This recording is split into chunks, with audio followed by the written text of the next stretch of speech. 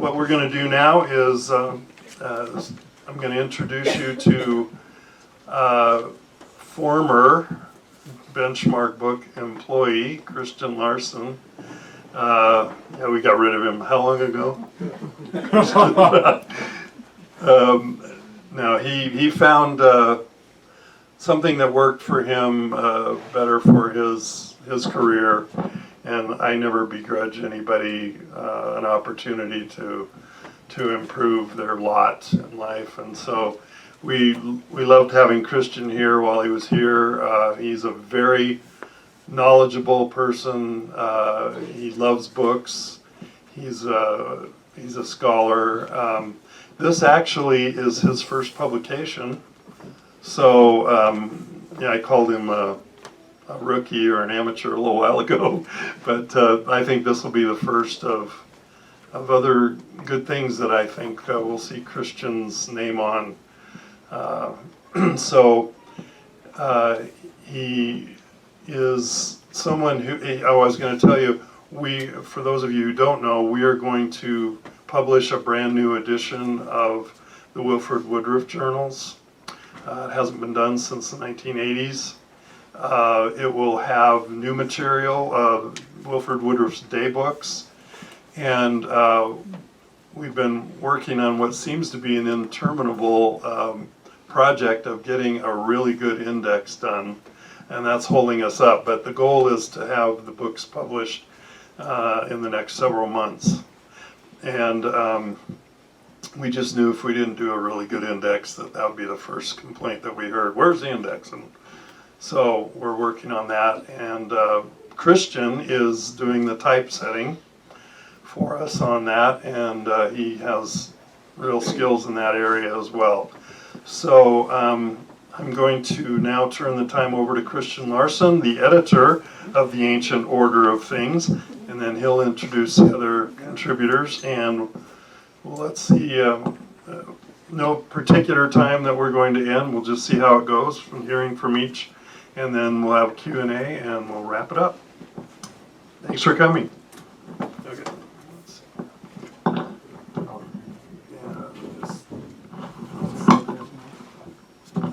Part of your jewelry. Let's see how that goes. Test it out. Test, test. Can you hear me? Yeah, that might be. No, it's really better.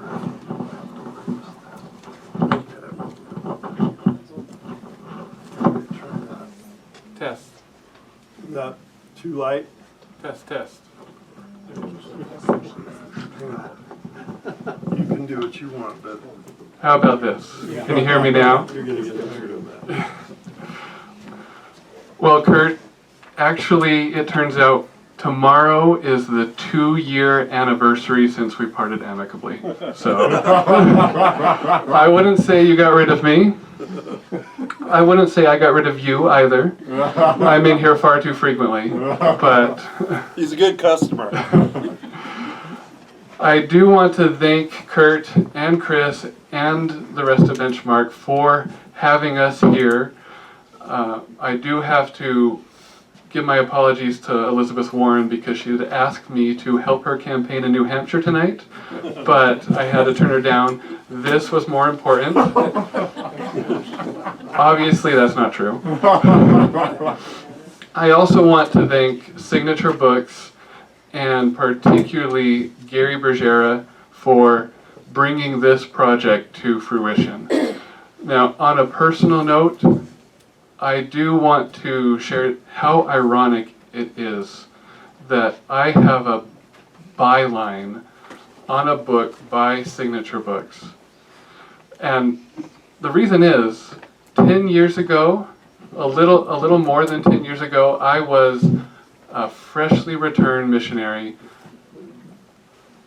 just returned from the mission field in Brazil, and like so many people, dove straight into Mormon history. Dove straight into a lot more than I had bargained for. I'm sure a lot of you know the feeling. But for some reason, I had the odd misconception that Signature Books... Down a little bit. down. There we go, yeah. I had the odd misconception that Signature Books was an anti-Mormon publisher.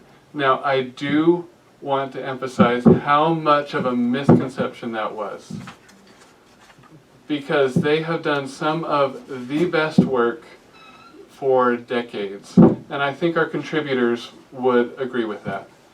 But I would self-censor what I read, and I would pick up a book by Signature Books and consider whether I wanted to read it after reading maybe a half a dozen reviews if I could find them.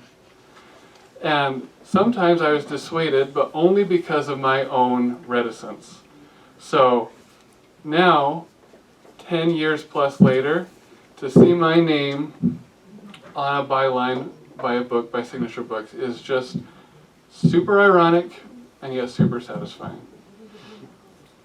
I'm not going to take too much time up here because I want the contributors to have the majority of the time, but I do want to address two questions that I've gotten since this book came out. And those are primarily, why this book and why the temple? So to the first, why this book? Why do we need another essay collection? Why another volume about the temple? Well, this book began over a lunch that I had with Gary Bergera, and he had the desire to revive the, what was it called? Classics? What's the series called? Devery, you remember? It was just Essays in Mormon Studies. Essays in Mormon Studies. He had a desire to continue a series of collected essays from the 1980s, 1990s that brought together fantastic works of scholarship. But more than anything, the desire was to gather together essays and scholarship that hadn't been published elsewhere. And for the most part, we have done that. Now, when we were considering what to do, what volume to do it about, and what topic to cover, immediately to my mind jumped Kathleen Flake's Not to Be Written, the Mormon Temple Rite as Oral Canon, which is chapter 2 in this book. Now, I remember meeting Kathleen Flake right here in this very spot before I ever worked here, after I read her books, and I approached her. I worked up the courage to approach her and compliment her on her great work, but I didn't say anything about her book about Reed Smoot. I didn't say anything about any of her publications except for this article. And the look on her face when I said, I loved your article from 10 or 15 years prior about the Mormon Temple Rite as Oral Canon, the look on her face was one of just joy. Because I don't think she had ever heard anyone compliment her on that particular article. At least not for a very long time. So, the goal with this book is to get excellent publications, to get excellent scholarship into the hands of more people. I found her article only because I saw it cited at the bottom of a footnote of another book I was reading, and I had access to JSTOR as a University of Utah student. Now, I'm not sure I would have ever found the Journal of Ritual Studies in which it was published otherwise. And I think the same is true for the Journal of Mormon History and Dialogue and John Whitmer Journal. I'm sure there are many people here who are very familiar with those journals. But you guys are the exception. There are many more people who do not have access to that stuff. So to get quality publications like this in the hands of more people, my goal and my hope is for a couple years from now, or even this summer, a contributor from this book to have a similar experience. to have someone approach Tonya or Richard or Devery and say, I loved your article that I read in the Ancient Order of Things, and ask them questions about it, and ask them what they're doing next. Honestly, that's my goal for historians like them and others. Now,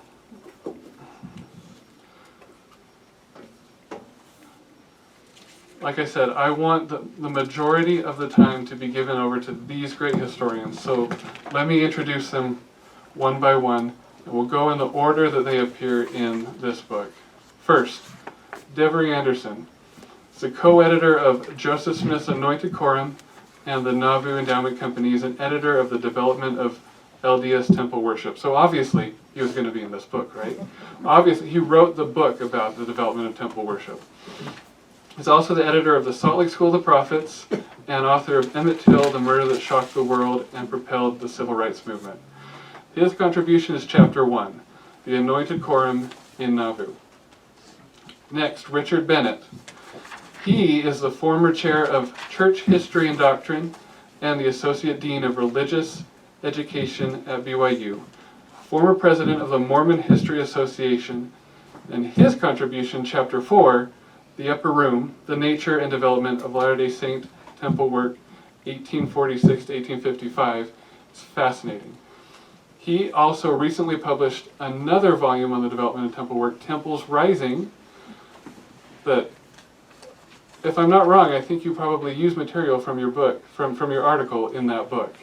So I'm glad we got this out first. Next, Tonya, is it Ritter? Right. Tonya Reiter is an independent historian residing here in Salt Lake City. Her contribution was one that I was most excited to get. Chapter 5, Black Saviors on Mount Zion, Proxy Baptisms, and Latter-day Saints of African Descent. That was originally published in 2017 in the Journal of Mormon History, and it won the MHA Editor's Best Article Award in 2018.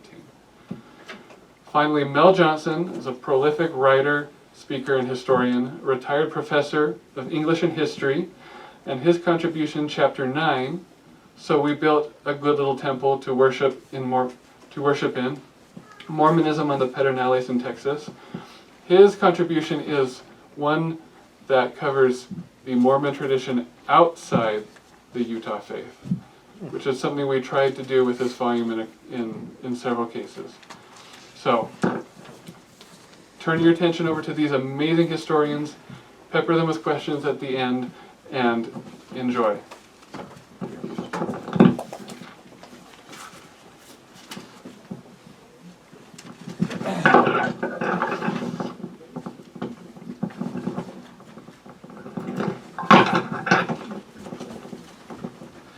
Okay, so I'll just hold this like this, maybe back a bit like someone was saying. Can everybody hear me all right?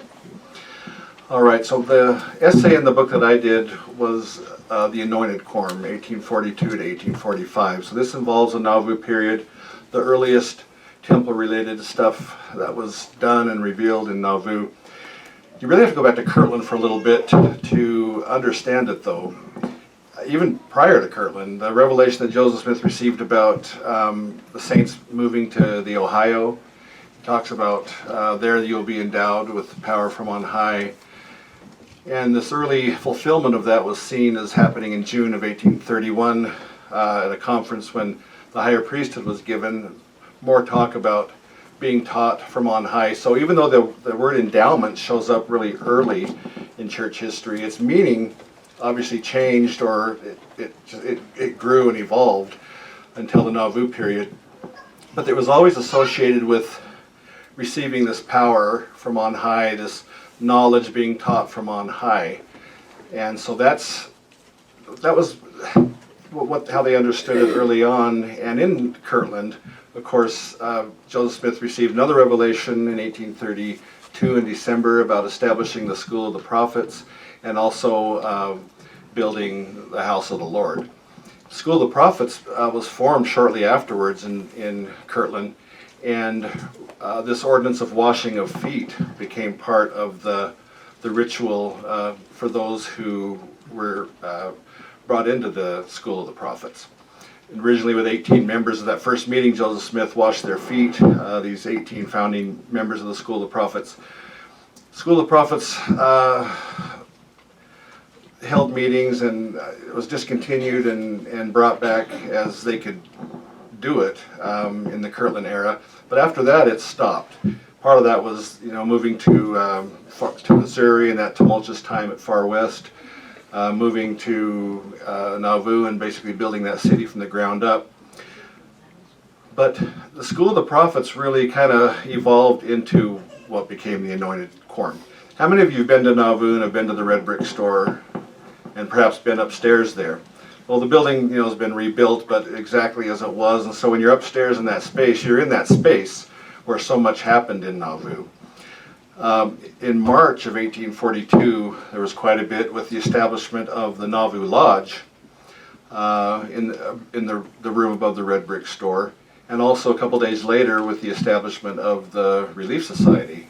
And you remember, those of us who are, study church history are very familiar with that. The Relief Society minutes, where it talks about, Joseph Smith talked about establishing them as a kingdom of priests, as in Paul's day, as in Enoch's day. And so he had something special in mind for the women. He saw them as more than just a gathering of women. He had this vision for them.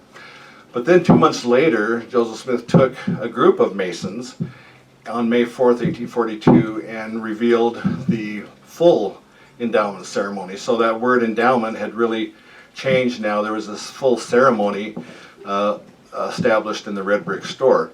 He chose Masons to be the ones to receive the endowment first.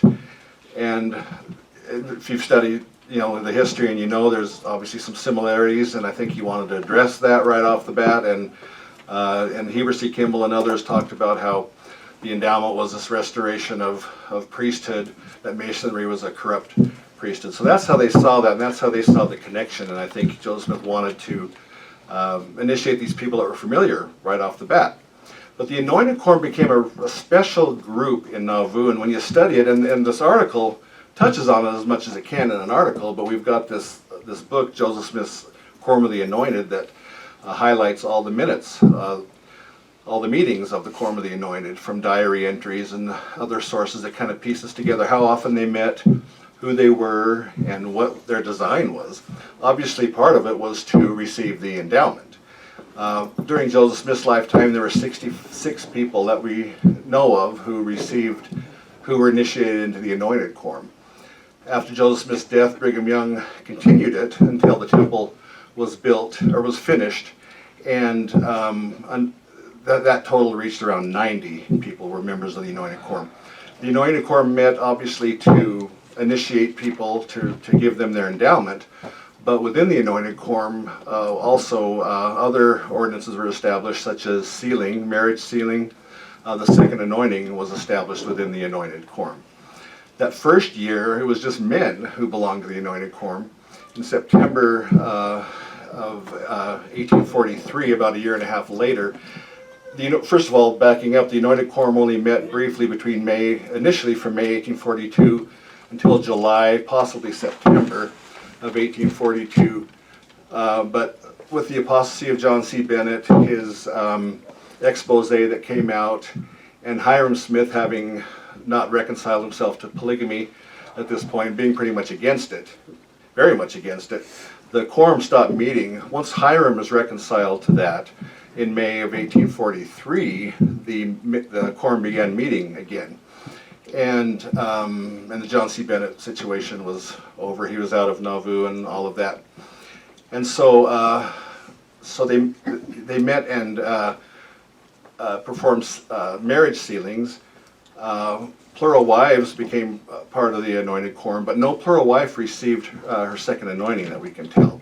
So that was set apart for other husbands and wives who were anointed together in that case, for the most part. Lucy Mack Smith, I think, was the only one who received the second anointing who didn't have a living husband in Nauvoo, or at least in Joseph Smith's lifetime.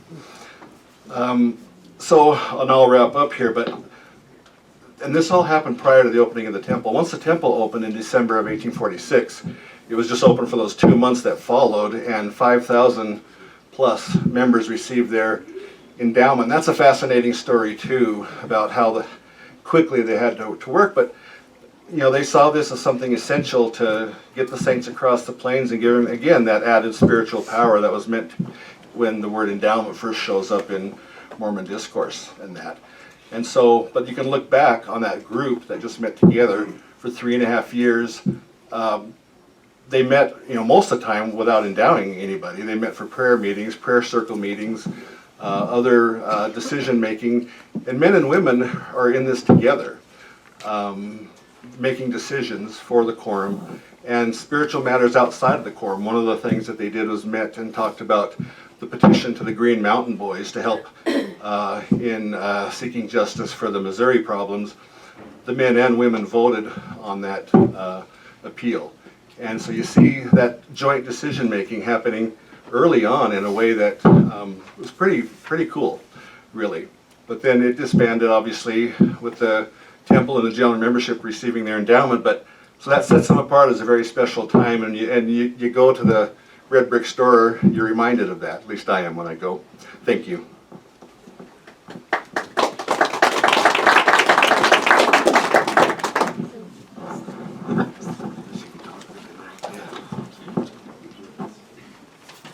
I feel like I don't need this. I'm so loud, but I'll quiet down. My contribution to the book was an article about the history of proxy baptisms by people of African descent. And one of the things I found interesting as I talked to people a little bit about it were the responses I got as to whether they thought that was just always allowed or whether they thought it had never been allowed. So it was kind of interesting that the general membership isn't really very sure about that.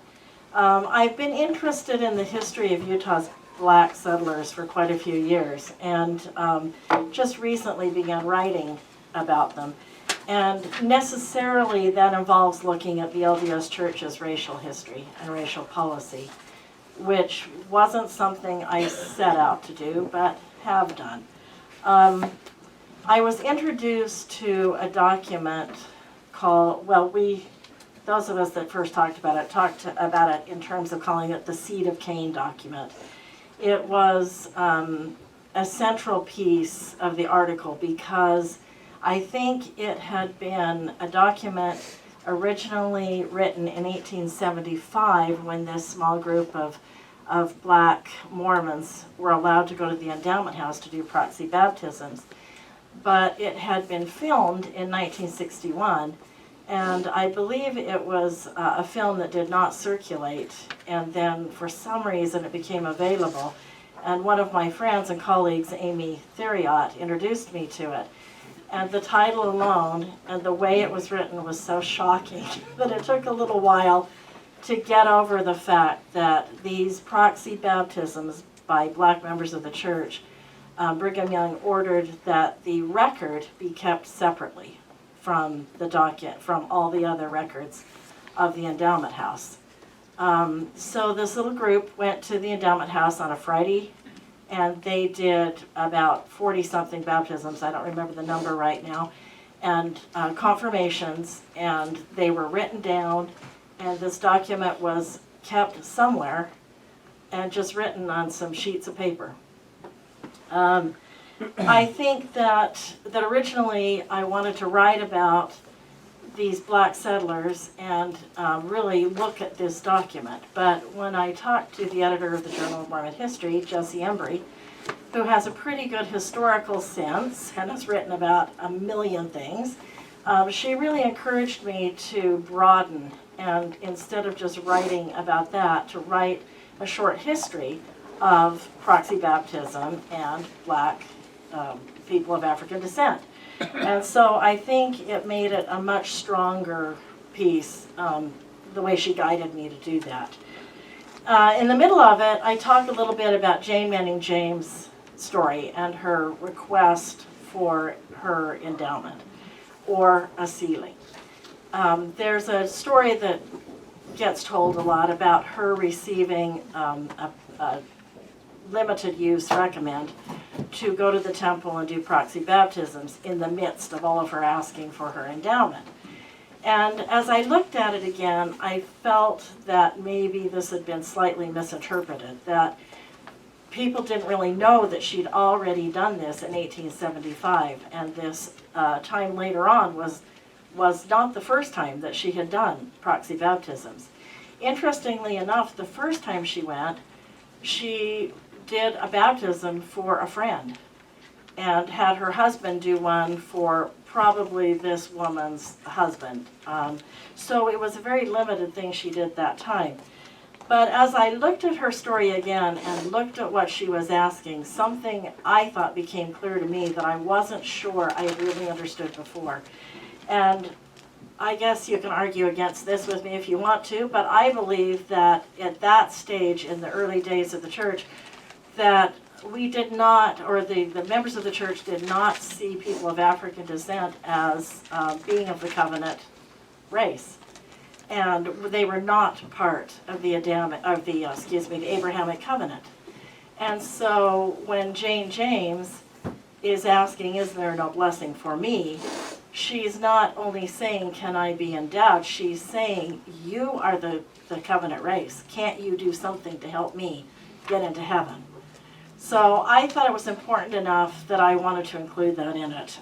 Took a little bit of arguing, but it stayed in. The other thing that struck me was as people, even in the leaders in the 1970s, before 1978, were still asking if they could send black members to do proxy baptisms. And whereas, you know, as the early saints who were black asked for endowments, it sort of became a question with the first presidency of the church again and again, what did Joseph Smith say? Not so much with this. With this, the answers came always that they could go, that they were always allowed to go. The other interesting thing, I think, is as I looked at this whole picture, and especially of this little group of black members who went in 1875 to the endowment house, it struck me that although they were not allowed to do sealings, they were not allowed to have their endowments, what they were allowed to do was at least a step they could take to reunite their families. And those families had been broken through slavery and all that they'd gone through up until that time. So I saw it as a little bit a step that they felt that they were beginning to redeem their dead and reunite their families.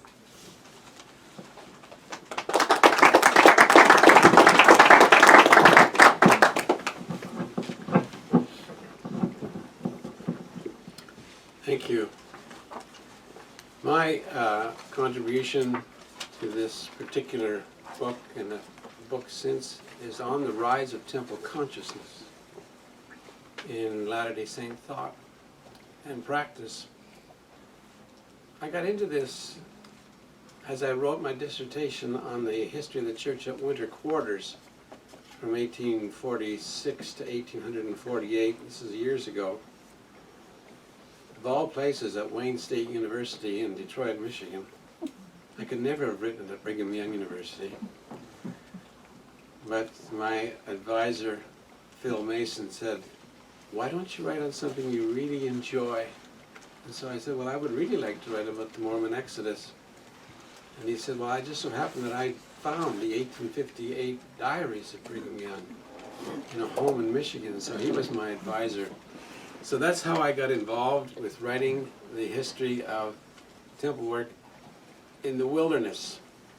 And so to simplify the story, first of all, like a coin, on one side it's taking the temple to the people, and then the other side, the people to the temple. What I mean by that is the temple to the people. I was impressed, terribly impressed with Wilford Woodruff. Grateful to hear that you're publishing a new work on his journals. That I did not know that we had baptisms for the dead in the Missouri River. I knew that we had it in the Mississippi River.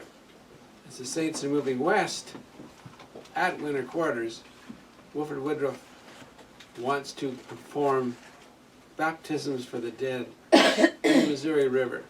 Just a handful of them, but he was an advocate for that. Secondly, in the Willard Richards Octagon, or Potato Hut in winter quarters, ceilings. Brigham Young was the kind of a leader that would listen to heaven maybe with one ear and listen to his people with the other. Very pragmatic spiritual leader, I discovered, in terms of listening to his people.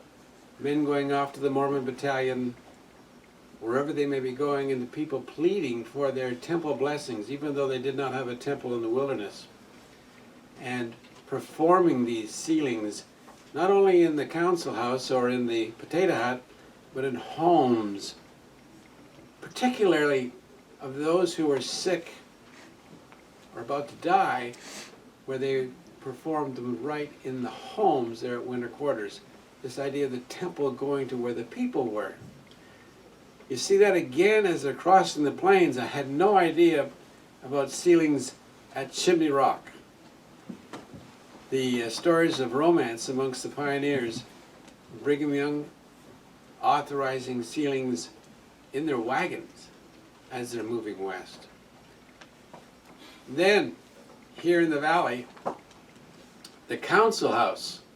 Maybe you know about that, but I did not know anything about the council house. This is not the endowment house. This is the council house that was built in 1848, kitty corner from the present Joseph Smith Memorial Building on the southwest corner, where in 1848, without even a temple, of course, the council house was created, and it was a two-story affair.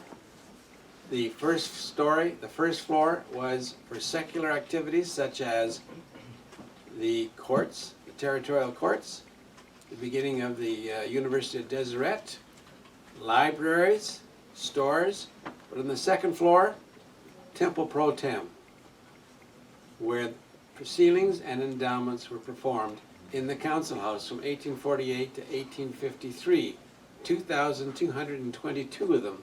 The last of which was Joseph S. Smith himself, before he left on his mission to Hawaii. Then later on, you well know about the endowment house. But I did not understand how often the leadership of the church were dispatched all across the territory to perform sealings and blessings, temple blessings, in various communities here in the territory. Fillmore, Provo, Logan, long before temples were built. So what it really impressed me was this concept of the temple going to the people. Flipping that over, the people going to the temple.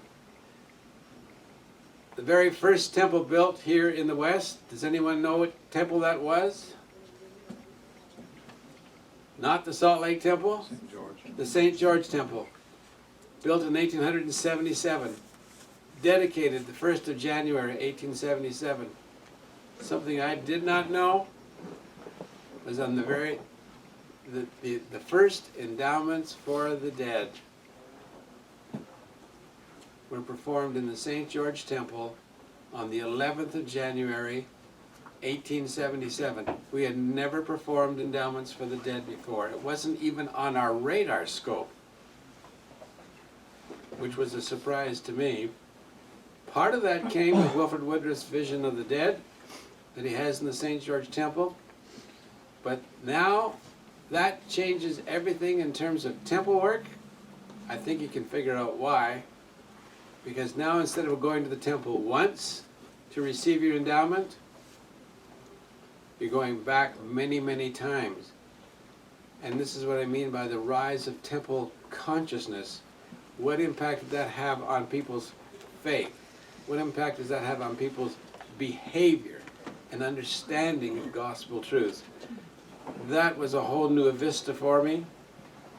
And with the permission of the church historian, gaining access to all the records in the temple, which were remarkable in terms of St. George, followed by Logan, followed by Manti, last of all the Salt Lake Temple. where we went from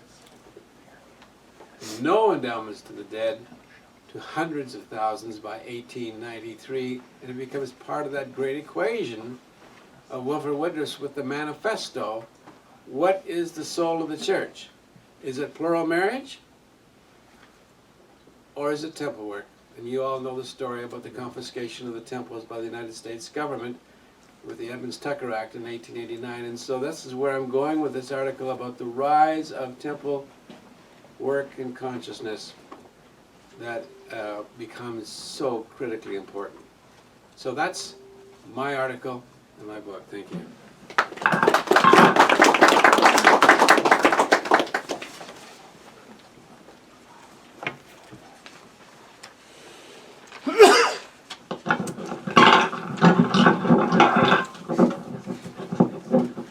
Can you hear me in the back okay? Good deal. My name is Melvin C. Johnson.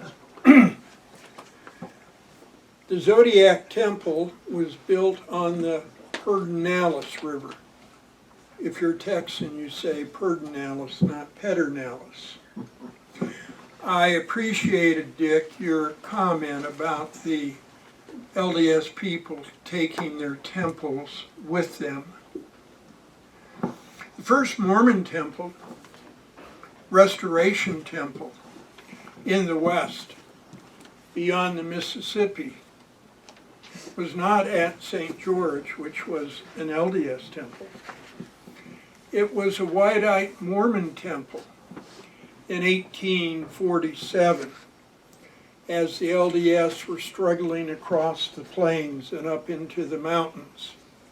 The Whiteite colony at Zodiac, Texas, Lyman White, that renegade LDS apostle, he and Brigham Young did not get along well at all by then, decided that it was time to build a temple on the banks of the river. 2 stories, 18 feet wide, 72 feet long, hewn timbers. As the LDS were struggling across the plains, the Whiteite Mormons were busily building a fine little temple to worship in. I came across this as an absurdity.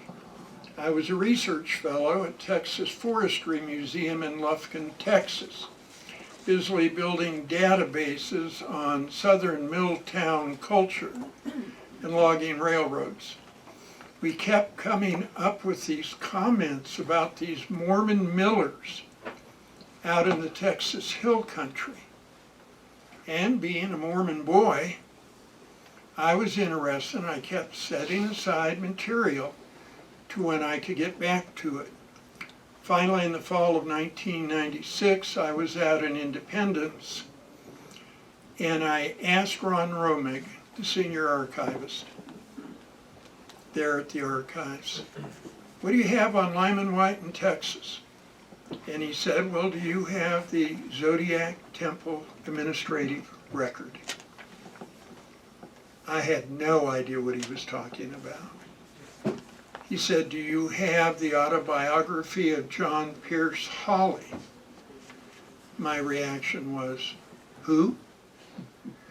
And that began a 25-year pursuit of Lyman White, John Hawley, the Zodiac Temple, and in late 1847, the Zodiac Temple was dedicated, endowments, ordinances, sealings, baptisms for the dead, and I documented it all, and I got a lot of pushback, except from Dick Bennett, who encouraged me and directed me, said, what do you think the endowment was? And Dick, I'd never thought about that. And I've been thinking about it the last 14 years. And I realized that we have not contextualized Mormon Temple progression. My article is outdated.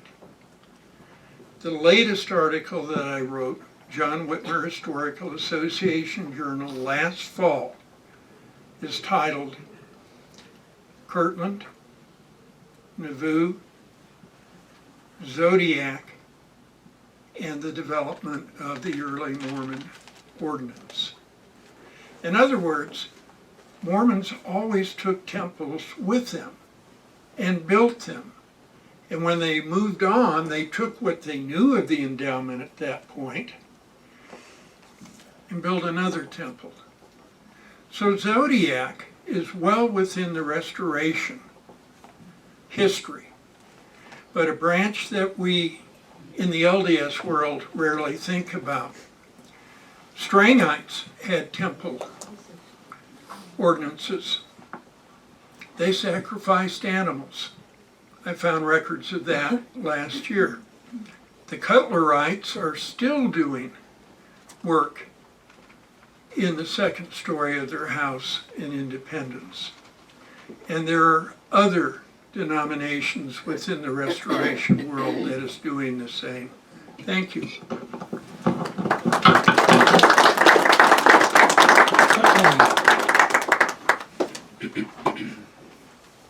There's Christian.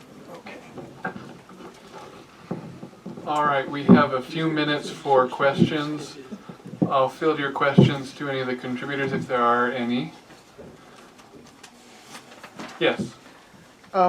We think of prayer circles today in an almost exclusively, maybe exclusively ritualistic manner. When you said that the anointed quorum met in prayer circle meetings, I have no idea what that concept means. So what is a prayer circle meeting?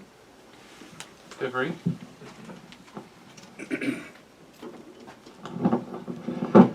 It's basically the same as what we would see in the temple now. And people were very open in their diaries. And this wasn't just during the anointed quorum, it was after, years later in Nauvoo or in Utah, where people would very matter-of-factly write in their journal that they dressed in their temple clothing, offered up some of the portions of the temple ceremony as part of the ritual, and then would get together for a prayer circle. There were different prayer circles. Mike Quinn's article, I think, is the one that talks about others that were outside the temple that were done in homes or in meeting houses and things like that. These prayer circles went on until, I don't know, was it mid-century or early 20th century or something like that? It was well beyond what you would think. So in one sense, it wasn't seen as just a temple ordinance itself in the sense that it would only be performed in the temple. They were all discontinued eventually.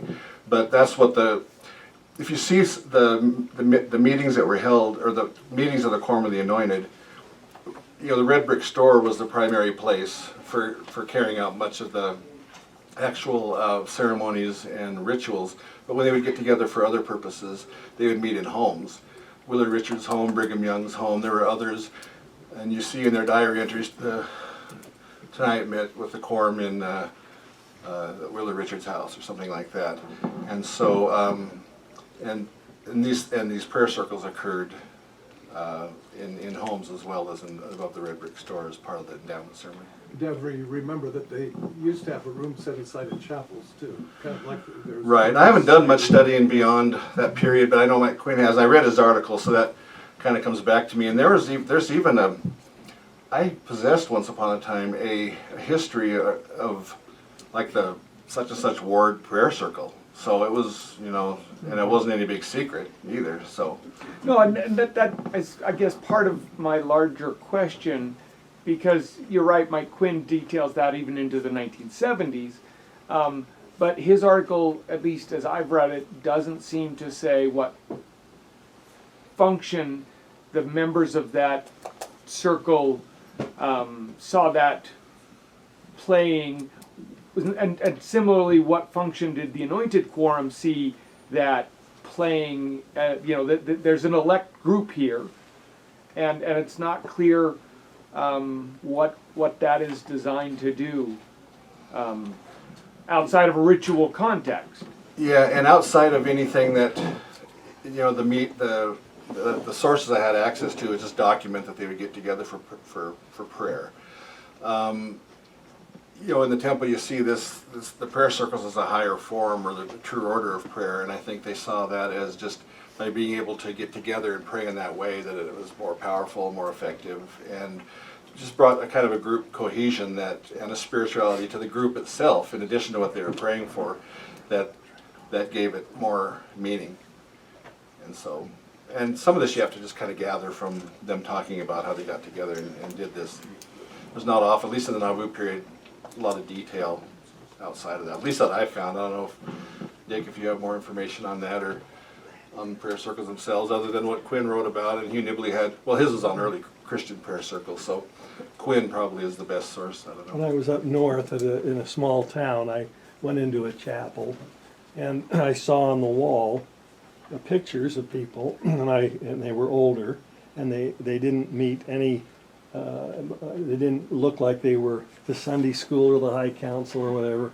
And I started talking to some of the older members of the ward who participated in these prayer circles prior to 1973 when the first presidency shut it down.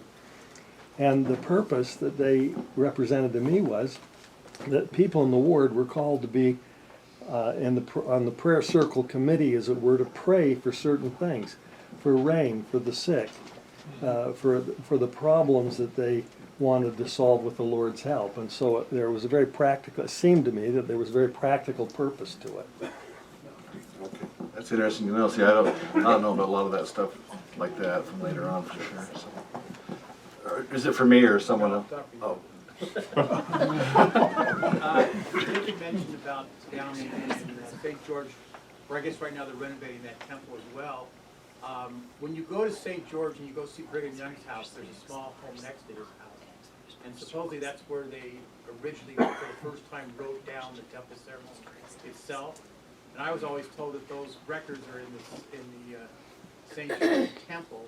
But with the renovation that recently has happened, somebody was telling me that stuff's all been moved to the church history office. Is anyone aware of that? And has anyone actually seen those records?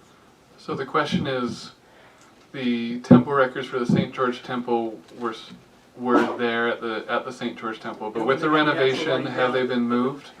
Dick, do you have any information on that? Well, it's not just that; it's the writing of the original. And where they were written in a home nearby. Temple ceremony. They may have been there, but 30 years ago, in the Nauvoo ledger books, the endowment is written, handwritten. And I remember, I got to tell you this little story. I remember finding these records, and we took notes because it was the entire endowment. And Elder Howard W. Hunter was then the managing director of the Church Historical Department, and we thought, oh, maybe Elder Hunter should see these because he was also the director of the Temple Department.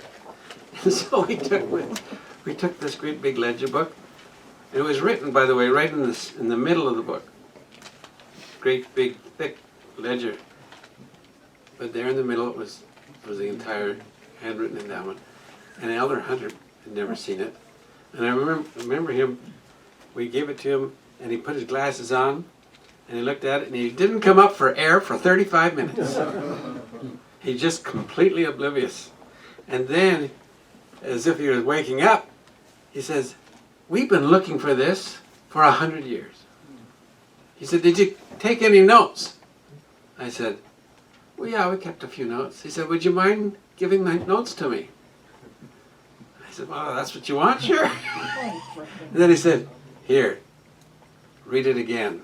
Never forget it." So that's what really got me going on the work in the St. George Temple. Now, I don't know whether those records in St. George, there may have been records there, but I know that... The people down there tell the story. I mean, everybody's walking through there, they say this is where, you know, the Brigham Young went into here in... We do know that Brigham Young and Wilford Woodruff Right. and George Buchanan Yeah. and one or two others Charles. really did write it all down. Right. But I wouldn't say that that's the first time it was Okay. written down, All right. but they were written down.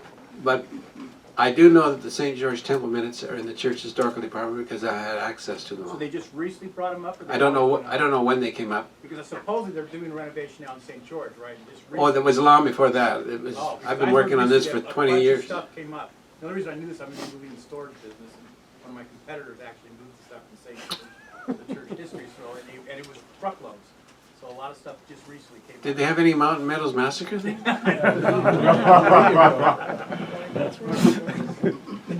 Ron, Are you sure that that was written in the Nauvoo ledger at the same time that the ledger was written? No, I can't say that. I can't verify that that was the case. Okay, sometimes they had pages they fill in later, of course, you know, wherever they could find. But they used that to I can't say when it was done. Okay, yeah. By the Really way, interesting. if I can just say something, as far as the church historical department goes and temple work, there's one word, and it's trust. It's a whole matter of trust when it comes to that sort of thing because of the sacred nature of those things. And it's been a blessing in my life to be able to continue to work on this topic because it's a rich, never-ending source of history and spirituality as far as I'm concerned. go ahead. Yeah, I've heard often that the endowment in St. George Temple as well as Nauvoo took about 7 hours originally, and then it was trimmed down to less. And fundamentalists say that the majority of that time was taken up in Adam God discourses and teachings of that. And I have a hard time thinking that you can talk about that long every time you go through the temple. And so what other things could have filled up that 7 hour? Is it accurate that it was 7 hours for each endowment? And what else could have filled up that time other than Adam God? Anyone want to fill that? Devery. I mean, his book is full of, it's at least 7 hours, so. So after I give my answer, you'll think I'm full of something too here. 'Cause I have to kind of, I'm not sure how much this I remember from that. I do know the endowment took a long time. It took several hours. And it probably depended on the size of the endowment company too. They were cramming a lot of people in these rooms, and you went from room to room. And back then, they didn't, in Nauvoo you see a lot of stories about how they had, the scenery involved trees in the room, and people, instead of having just a witness couple portraying Adam and Eve, you were acting out the stuff that you'd see on film now, as far as hiding behind the tree when God enters the Garden of Eden. The participants the people being endowed went through a lot of that themselves. They were acting this out as part of the drama with everybody else, and so that would make it take longer. The fact that it was live, the fact that this was all new to the officiators as well as it was everybody else. May have there been some stumbling or just taking some time to get things down and doing it right, and so there are a lot of factors in that. You read the size of some of these companies that went through, and in the book that Gary and I did on the Nauvoo endowment companies, it's a daily record of the Nauvoo Temple for that 2 months. Of these 3 books, it's the thickest one, but it covers a 2-month period, where the third one covers 150 years. So a lot of information you can read, who went through, who played what role, even based on sources and that. And so you often read stories about William W. Phelps in the garden acting out the part of a snake after he was cursed and things like that. So all this contributed to that, but some of those sessions were just crammed with a lot of people, and so that was one reason it took a long time. At that time, it was taking so long to get everybody through that people were sleeping and spending the night in the temple. And Were you referring to this book? Which is available for as a matter of fact, it is. tonight. I was, yeah. But it's a very interesting one, and you see you can just read a daily record of the temple, and you can see what some of the, stuff that they were going through on a daily basis, some of the, the little things they would have gone through, little obstacles and things like that to get through this.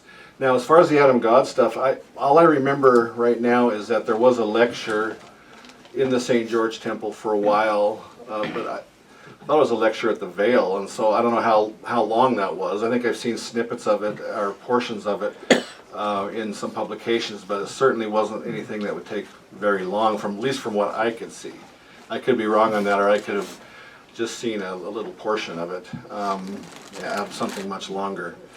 But I'm yes, just curious, I mean, how many stations were at the Vale? Was there only one, and were they waiting? Did they take the endowment in Nauvoo individually, taking covenants? They didn't take them en masse? And did this take time? and that's another thing. Repeat, they probably. You know, when you went through the Vale in the Nauvoo Temple, were there several stations, people taking you through? My guess is that there weren't, because it was such a small. Again, we're in the red brick store for a while, but then, you know, in the Nauvoo Temple, where that upper attic area was sectioned off with canvas, and so these rooms. I mean, I don't know how many rooms you can create, especially in the red brick store, because you know you're in that upper room and you can see that. The Nauvoo Temple was bigger.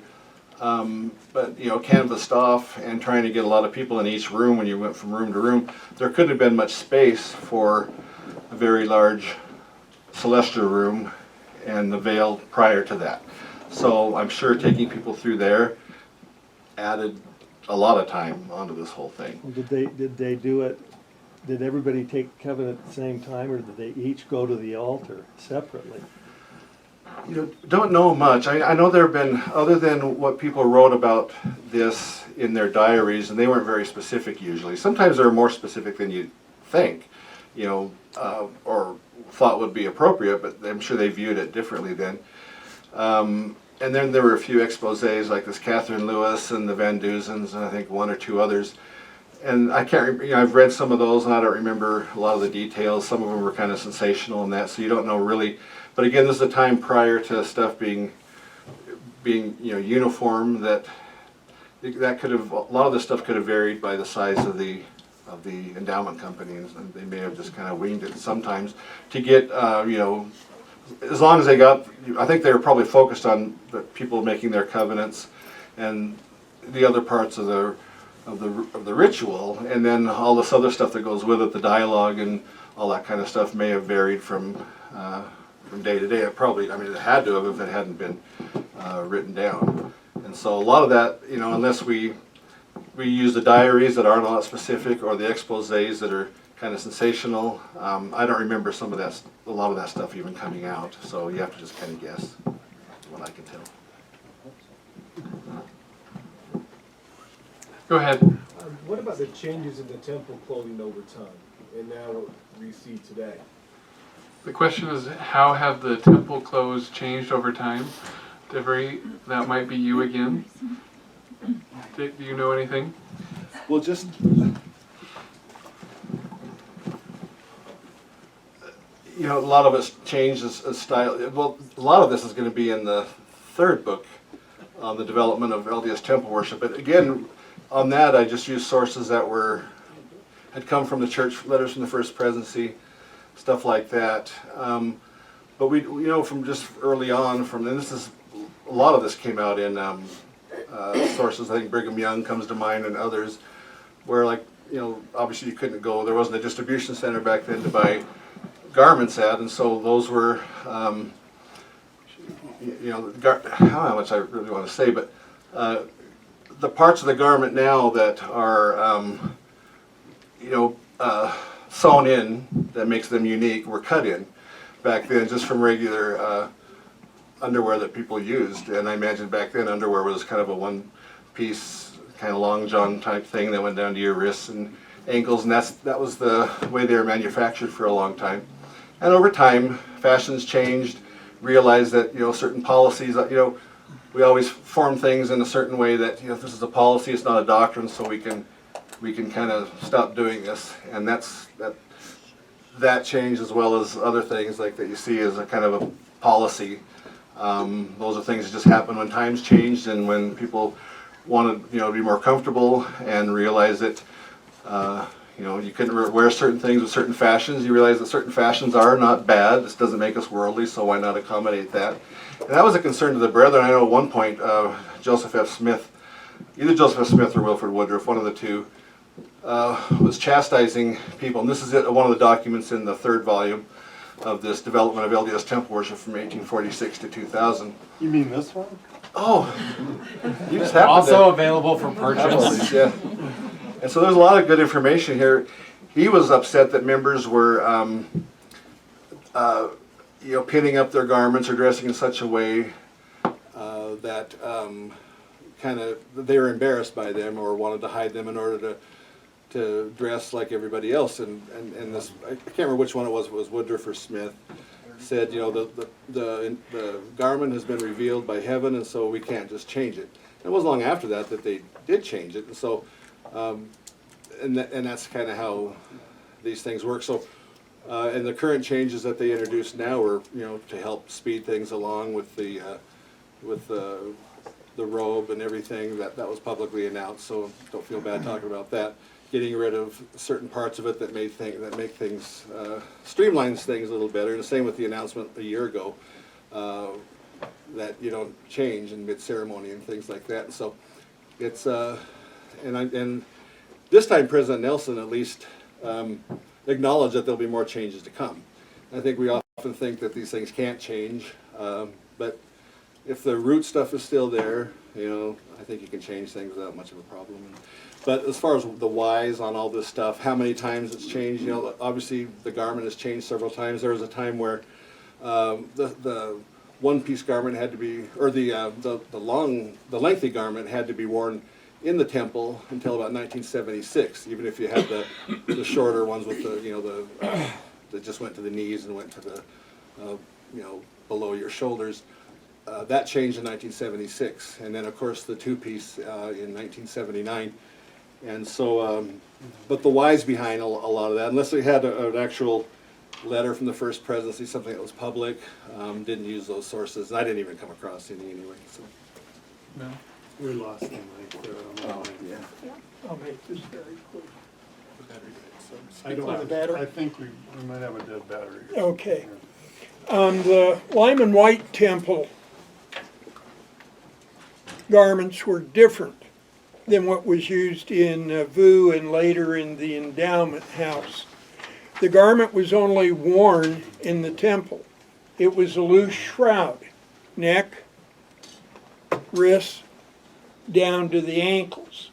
There was a sash, there was a hat, there were the moccasins, but there were no markings. I think it's here. For sale also. My John Pierce Hawley, a Mormon Ulysses of the American West that came out last March. John Hawley gives a very, very detailed comparison of the Zodiac Temple rituals and garments compared to what he and his wife did in the endowment house in 1857. So yes, clothing was always in flux in terms of design and custom. You guys are getting a lot of books to buy, aren't you? All right, I think we have time for one or two more. Go ahead. This is a racial question. Obviously, there were one or two or maybe more black priesthood holders in Joseph Smith's time. And obviously, from the quote that you have in your book, or in your article about what Brigham Young said in the legislature in Utah, that was a no-no from that point on. You, in your research, you found anything to substantiate what Joseph Smith's attitude was towards black people? So the question is, given that there were a handful, one or two black priesthood holders, has there been any way to substantiate Joseph Smith's attitude toward bestowing the priesthood on black Americans? African Americans. That's a hard question because two things. I think that the attitudes of Brigham Young, I've gotten to the point where I think you have to really look at them as you have to nuance Brigham Young, if that's the way to put it. The man said some of the worst stuff you've ever heard about racial issues, and yet he seems to have been a very kind person when it came to actually interacting with black settlers in Utah. especially someone like Green Flake. I mean, we're pretty sure he freed Green Flake and sort of did it under the noses sort of did it without telling his owner and setting him up in Union. So there's that. I am a little disturbed personally about the modern attitude that we look to Joseph Smith as the great emancipator in our minds, and yet Brigham Young is such a terrible racist. I don't think we've got enough to go on about Joseph Smith. There may be people who could answer this question better than I can, but I don't think we have a lot to go on with Joseph Smith's attitudes. I think they were fluid. I think they changed according to circumstance and where the Saints were and what kind of trouble they were in or not. During his presidential campaign, he did talk about freeing black people. That does not mean by any stretch of the imagination he wanted his daughter to marry a black man. So I think when you come to the point of interracial relationships, especially interracial sexual relationships, that's where people get really hard-lined. So I'm not sure that really answers your question, because I don't know if we can really answer your question. All right, one more. If there is no more, I'll hand it back over to Kurt. Thank you to everyone for attending, and I really hope you enjoy all 5 of these books that have been sold tonight.